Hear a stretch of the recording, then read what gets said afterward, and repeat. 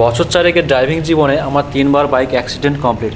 প্রথমবার যখন bike accident হয় সেই জায়গাটা ছিল বিধাননগর, দ্বিতীয়বার ছিল ক্যানিং, আর তৃতীয়বার ছিল আন্দুল। প্রথমবার এবং দ্বিতীয়বার বাইক অ্যাক্সিডেন্ট হওয়ার পরে প্রায় 15 দিন করে 1 মাস আমি বিছানাসজ্জা হয়েছিলাম এবং হসপিটালাইজেশনের জন্য একটা মোটা টাকা আমার খরচা হয়ে গেছিলো। এবং সেই সময়টাতে যখন আমি বিছানাসজ্জা হয়েছিলাম, আমার বৃদ্ধকালীন বয়সের একটা অনুভব হয়েছিল যে আমার একটা সময় বয়স হবে, আমি বৃদ্ধ হয়ে যাব এবং আমি আমার সম্পর্কে কোনো মানুষের উপরে নির্ভরশীল হয়ে পড়ব। তো আমি আমার জীবন থেকে কখনোই চাইবো না সেই সময়টা বা সেই জীবনটা আমার জীবনে কখনোই আসুক। যাই হোক, এইগুলো তো কারোর ইচ্ছার উপর নির্ভরশীল নয়। মানুষের জীবনে চলতে গেলে চলার পথে অ্যাক্সিডেন্ট হতে থাকবে, এইগুলোকে সামলিয়ে নিয়ে সামনের পথে এগিয়ে চলতে হবে, এটাই জীবন। এবং আশ্চর্যের বিষয় হলো এইসব অ্যাক্সিডেন্টের ব্যাপারে না আমি আমার বাড়িতে খুব জানিয়েছিলাম অনেক শেষের দিকে। এই কারণেই জানাইনি কারণ ওরা অনেকটাই সেন্টিমেন্টাল আর এইসব জিনিস নিয়ে প্রচুর চিন্তাভাবনা করে। আমি কখনোই চাই না যে ওরা বেশি চিন্তাভাবনা করুক। আর এইসব অ্যাক্সিডেন্টের সাথে এমন সব আধ্যাত্মিক চিন্তাভাবনা জুড়ে দেবে যেগুলো খণ্ডন করা আমাদের পক্ষে একটা অসাধ্যকর ব্যাপার হয়ে থাকে। তো যাই হোক, আমি জানিয়েছিলাম যখন আমি সুস্থ হয়ে গেছিলাম। এরপরে বা তৃতীয়বার যখন আমার বাইক অ্যাক্সিডেন্ট হয় সেটা খুবই ছোটোখাটো একটা অ্যাক্সিডেন্ট, কিন্তু আমার তাৎক্ষণিকভাবে একদিনে অনেক টাকা খরচা হয়ে গেছিলো। আমি বাইক নিয়ে গ্রামের মেঠোপথে খুবই হালকা স্পিডে সাইকেলের স্পিডে এগোচ্ছিলাম, উল্টো দিক থেকে একটা মেয়ে স্কুটিতে করে এসে আমাকে ধাক্কা মারে। মেয়েটা হয়তো নতুন স্কুটি চালানো শিখছিল। তো যাই হোক, ধাক্কা লাগার ফলে আমরা দুজনেই বাইক থেকে এবং স্কুটি থেকে পড়ে যাই এবং স্থানীয় যারা ছিল তারা এসেই সঙ্গে সঙ্গে আমাকে দোষ দিতে থাকে যে আমার ভুলের জন্যই অ্যাক্সিডেন্ট হয়েছে। যাই হোক, এটা স্বাভাবিক ব্যাপার যে যখনই একটা ছেলে আর মেয়ের সঙ্গে অ্যাক্সিডেন্ট হবে, ভুল সবসময় ছেলেরই হবে, এটা সর্বজন বিদিত। সে যে কোনো সম্পর্কেই হোক বা যে কোনো অশান্তির ক্ষেত্রেই হোক, যখন কোনো একটা ছেলে কিংবা মেয়ে ইনভলভ হয়, সেটা ভাই বোন হোক, স্বামী স্ত্রী হোক কিংবা পাড়া প্রতিবেশী হোক কিংবা যাই হোক না কেন, যখনই তাদের ভিতরে কোনো ঝগড়া বা অশান্তি হয়, ভুল ছেলেদের হতে হবে। মানে ছেলে ভুল করুক না করুক, ছেলেদের ভুল। আর ছেলেদেরকে এই নিষ্ঠুর সত্যটা স্বীকার করে নিতে হবে যে ছেলে মেয়ের ভিতরে যুদ্ধে মেয়েরাই জিতবে। তোমাকে ছেলে হিসাবে তোমাকে সাপোর্ট করার জন্য কিন্তু তোমার পাশে কেউ থাকবে না। তো যাই হোক, আমি সেখানে নিজেকে নির্দোষ প্রমাণ করার জন্য খুব একটা বেশি চেষ্টা করিনি। আমি মেয়েটার যে চোট লেগেছিল তার জন্য মেডিকেলের জন্য 500 টাকা, গাড়ির ক্ষতির জন্য 500 টাকা, আর আমারও তো গাড়ি ইন্ডিকেটার হেডলাইট এগুলো ভেঙে গেছিলো, আর আমার নিজেরও কিছু চোট লেগেছিলো। তার জন্য ওই সব মিলিয়ে একদিনে আমার প্রায় 2 থেকে 2,500 টাকা খরচা হয়ে গেছে। তো এই ছিল আমার 3বার অ্যাক্সিডেন্টের সংক্ষিপ্ত বিবরণ। এবার কথা হলো যে বাইক অ্যাক্সিডেন্ট হচ্ছে তাই বলে কি বাইক চালানো ছেড়ে দেবো? তো কখনোই নয়, কারণ বাইক একটা জীবনের সাথে জড়িয়ে গেছে। যেখানেই যাব কিংবা যাই করি না কেন বাইক নিয়েই যেতে হয়। আর সাইকেল অনেক দিন আগে ছেড়ে দিয়েছে, আর এখন হয়তো সাইকেল চালানোটা এতটা সম্ভব হয়ে ওঠে না, কারণ সময় সাপেক্ষ ব্যাপার। ধরুন আপনি কোথাও যাচ্ছেন, আপনার দূরত্ব 80 থেকে 100 কিলোমিটার এবং আপনাকে অল্প সময়ের ভিতরে পৌঁছাতে হবে। আপনি বাসে যান, ট্রেনে যান, আপনার এতটা টাইম লাগিয়ে দেবে আর এতটা অস্বস্তিকর পরিবেশের ভিতর থেকে যাবেন, আপনি বলবেন না আমার বাসের থেকে ট্রেনের থেকে বাইকই ভালো। এবার যারা গ্রামে থাকে, গ্রামের মানুষজন একটুখানি ডিস্ট্যান্স, ধরুন 1 কিলোমিটার 2 কিলোমিটার, তারা অনেক সময় হেঁটেই চলে যায়, তাদেরকে বলতে হয় না। আমি নিজে যখন গ্রামে যাই, অনেক সময় আমার গ্রামের পথে হাঁটা পথে আমি হেঁটেই চলে যাই। এমন অনেক সময় হয়েছে যে আমি আন্দুলে যাব, কিন্তু অনেক বাইক নিয়ে আসিনি, শিয়ালদা থেকে হাওড়া স্টেশন পর্যন্ত আমি হেঁটে গেছি, এমন অনেকটা সময় হয়েছে।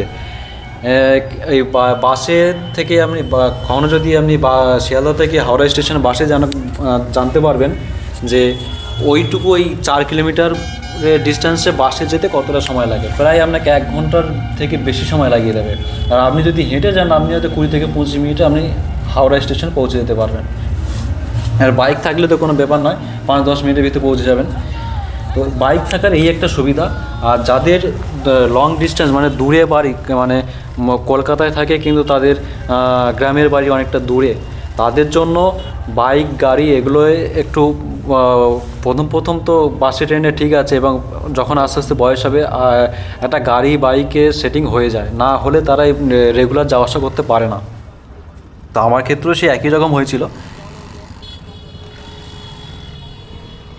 মালঞ্চতে এসেছিলাম স্টাইল বাজারটা খোলা আছে কিনা দেখতে, কিন্তু দুর্ভাগ্যবশত এই মলটা এখন বন্ধ আছে। এর আগেও রিসেন্ট এই 3-4 মাসের ভিতরে যে কবারই আমি এখানটায় এসেছি প্রতিবারই এই মলটাকে বন্ধ থাকতে দেখেছি। আমি আমার এক বন্ধুর মুখ থেকে শুনেছিলাম যে এই মলটা স্টাইল বাজার মালঞ্চ থেকে উঠে যাবে বা বন্ধ হয়ে যাবে, কিন্তু এত তাড়াতাড়ি যে বন্ধ হয়ে যাবে আমি নিজেও বুঝে উঠতে পারিনি। যদি খোলা থাকতো আমি এখান থেকে একটা শীতের জ্যাকেট নিতাম। যাই হোক, আবারও বেরিয়ে পড়লাম গন্তব্যের পথে। বাইক চালাতে না প্রথম প্রথম একটু ভালো লাগে, তারপরে এই রাস্তাঘাটের জ্যাম, ট্রাফিক জ্যাম, বড় বড় গর্ত, উঁচু উঁচু বাম্পার পেরিয়ে যখন বাইক চালাবেন, বাইক চালানোর সমস্ত ইচ্ছেই নষ্ট হয়ে যায়। আমার ক্ষেত্রেও অনেকবার এরকমই হয়েছিল। এমন এমন জায়গায় আছে যে আমি ট্রাফিক জ্যামে ফেসে গেছি, মনে হচ্ছে আমি বাইক রেখে দিয়ে হেঁটে হেঁটেই চলে যাই, কিন্তু তারপরেও আমাকে বাইক নিয়েই বাড়ি আসতে হয়েছে। যাই হোক, যারা নতুন বাইক কেনার স্বপ্ন দেখছো বা বাইক চালানোর স্বপ্ন দেখছো, তারা বাইক কিনতে পারবে কি না আমি জানি না। যদি কিনতে পারো তো অবশ্যই বাইক সাবধানে চালিও। বাইকের স্পিড কখনোই নতুন চালালে 30 থেকে 40-50 এর বেশি উঠো না। আর যদি হাত খুবই ভালো থাকে তো 60 এনাফ, 60-70 এনাফ, এর বেশি উঠবেই না। আমি এমন অনেক ছোট ছোট বাচ্চাদের দেখেছি যাদের এখন 18 বছর হয়নি, হয়তো সামান্য 20 বছরেরও অনেক ভাইদেরকে দেখেছি একটা বাবার টাকা দিয়ে একটা কেটিএম কিনে নিয়ে গার্লফ্রেন্ড পটানোর জন্য একেবারে বড় বড় দাদাদের সামনে ভুক ভাগ করে হর্ন বাজিয়ে পিক আপ তুলে দিয়ে ছুটে বেরিয়ে যাচ্ছে আর গার্লফ্রেন্ডকে ইমপ্রেস করার চেষ্টা করছে, দেখো আমার কাছে কেটিএম আছে, বুলেট আছে, হ্যান ত্যান আছে। যাই হোক, সব কিছুই করো কিন্তু নিজের জীবনটাকে এবং অন্যের জীবনটাকে সেফ রেখে গাড়ি চালাও। আর গাড়ি চালানোটা শুধু স্বপ্ন রেখো না, সাথে তোমার উপরে যারা ডিপেন্ডেন্ট হয়ে থাকে তাদের স্বপ্নটাকে একটু পূরণ করার চেষ্টা করো। বলার উদ্দেশ্য হলো এটাই, গাড়ি সাবধানে চালাবে যাতে তোমার জন্য তোমার নিজের ক্ষতি আর অন্য কারো ক্ষতি যেন না হয়।